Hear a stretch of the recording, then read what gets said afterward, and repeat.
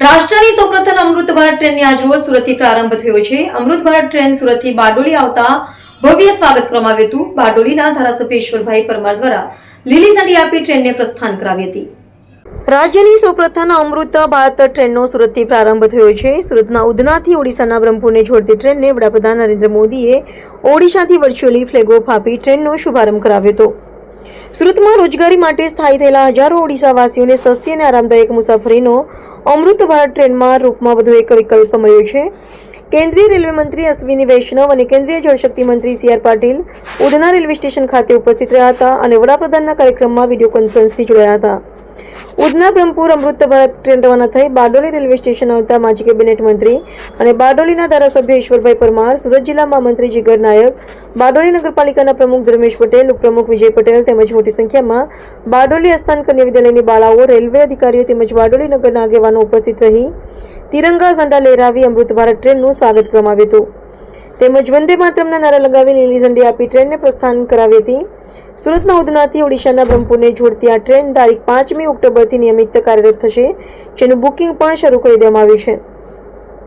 સામાન્ય મુસાફરો, ખાસ કરીને સુરતમાં સ્થાયી થયેલા ઓડિશાના શ્રમિકોને મુસાફરોને સસ્તા ભાડા સાથે આરામદાયક મુસાફરીનો અનુભવ થશે। નંદુરબાર, જલગાંવ, ભૂસાવલ, બડનેરા, વર્ધા, નાગપુર, ગોંદિયા, રાયપુર, ટીટલાગઢ, રાયગડા, વિજયનગર સહિતના પ્રદેશ સ્ટેશનો પર રોકાશે। અમૃત ભારત એક્સપ્રેસ ટ્રેન જે આજે દેશની ત્રીજી અને ગુજરાતની પ્રથમ ટ્રેન જેનું સુરતના ઉધના ખાતેથી પ્રસ્થાન થયું છે અને આ ટ્રેન બ્રહ્મપુર સુધી જશે। આ ટ્રેન સરદાર સાહેબની કર્મભૂમિ બારડોલી ખાતેથી રવાના થનાર છે।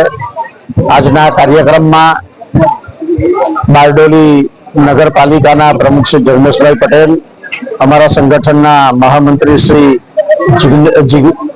જીગરભાઈ નાયક, અમારા ઉપપ્રમુખ વિજયભાઈ પટેલ, તાલુકા સંગઠનના પ્રમુખ આનંદભાઈ પટેલ, નગરના સૌ નગર સેવકશ્રીઓ, અમારા સંગઠનના પદાધિકારીશ્રીઓ, અમારા સાર્વજનિક વિદ્યા મંડળ અસ્થાનના પરિવારના સૌ સભ્યો, સૌ મુસાફરો, પ્રેસ મીડિયાના મિત્રો, રેલવે વિભાગના અધિકારી કર્મચારીગણ ખૂબ મોટી સંખ્યામાં આજે શુભેચ્છકોની બારડોલી રેલવે સ્ટેશન ખાતે ઉપસ્થિત રહ્યા છે અને થોડી જ ક્ષણોમાં આ ટ્રેન અહીં બારડોલી ખાતે આવી પહોંચનાર છે, જેને અમે પણ ગ્રીન સિગ્નલ આપીને અહીંયાથી આગળ રવાના કરીશું।